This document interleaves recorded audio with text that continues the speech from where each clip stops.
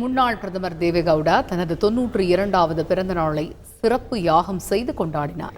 தேவேகவுடாவின் மகன் ரேவண்ணா, பேரன் பிரஜ்வல் ரேவண்ணா தொடர்பான ஆபாச வீடியோ விவகாரம் பெரும் அதிர்வலைகளை ஏற்படுத்தியது.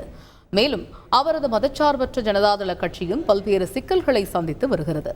இதனால் தேவேகவுடா சிறப்பு யாகம் செய்து தனது பிறந்த நாளை கொண்டாடினார். பெங்களூரு ஜேபி நகர் பகுதியில் உள்ள திருமலகிரி வெங்கட்ரமண சுவாமி கோவிலில் இந்த சிறப்பு யாகம் நடைபெற்றது. தொடர்ந்து செய்தியாளர்களிடம் பேசிய தேவேகவுடா, ரேவண்ணா மற்றும் பிரஜ்வல் ரேவண்ணா ஆகியோர் விவகாரம் குறித்து எந்த கருத்தையும் தெரிவிக்க விரும்பவில்லை என்றும் அவர்களுக்கு வந்திருக்கும் பிரச்சனைகளை அவர்கள் சட்ட ரீதியாக எதிர்கொள்வார்கள் எனவும் தெரிவித்தார்.